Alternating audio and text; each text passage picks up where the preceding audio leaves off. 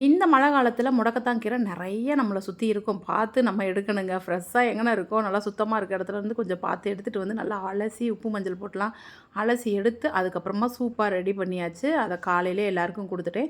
Taste சூப்பரா இருக்கும். உடம்பு வலியும் சரியாகுங்க. இது தொடர்ந்து 1 மண்டலம் சாப்பிட்டா ரொம்ப நல்லது. நமக்கு கிடைக்கும் பொழுது யூஸ் பண்ணிக்கிறதுங்க.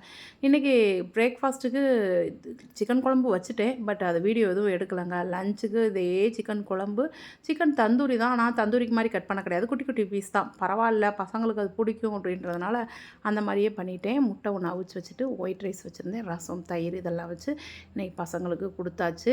என் லீவ் இன்றைக்கி. அதனால தான் லீவுனா பொதுவாக கொஞ்சம் நான்வெஜ் பிள்ளைங்க ஸ்கூலில் சாப்பிட்றத விட வீட்டில் என்ன கொஞ்சம் சாப்பிடுவாங்க இல்லைங்களா? அதுக்காக இன்றைக்கி வாங்கிட்டு வாங்கன்னு சொல்லி வாங்கிட்டு வந்து செஞ்சு கொடுத்தாச்சு. இதுதான் பிரேக்ஃபாஸ்ட்டுக்கு, லஞ்சுக்கு, டின்னருக்கு இந்த சிக்கன் குழம்பு வச்சே இன்றைக்கி ஃபுல் டே முடிச்சாச்சு. அவ்வளோதாங்க. எல்லா வீடுகள்லேயும் இப்படி தான் இருக்கும்னு நினைக்கிறேன். மட்டன் குழம்போ சிக்கன் குழம்போ வச்சோம்னா அன்றைக்கி ஃபுல் டே அதிலே நம்ம விட்டுருவோம். இது கொஞ்சம் ஈஸியான விஷயந்தாங்க. இன்றைக்கி மாவு அரைக்கிற வேலை இருந்தது. இட்லி மாவு பொதுவாக வெள்ளை மாவு நான் அரைக்கிறதில்ல. இன்றைக்கி சரி அரைச்சி வைப்போம் அப்படின்னு சொல்லிட்டு அரைக்கிறேன். அப்புறம் தோசைக்கு தனியாக குடவாளை அரிசி, அந்த சிவப்பு அரிசிலாம் குடவாளை அரிசிங்க. உளுந்து வந்து தொளி உளுந்து, அந்த கருப்பு உளுந்து இருக்குல்ல அதுதான் போடுவேன். போட்டு அதையும் அரைச்சி ரெடி பண்ணி வச்சாச்சுங்க. நைட்டுக்கு இந்த தோசை தான் ஊற்றுனேன்.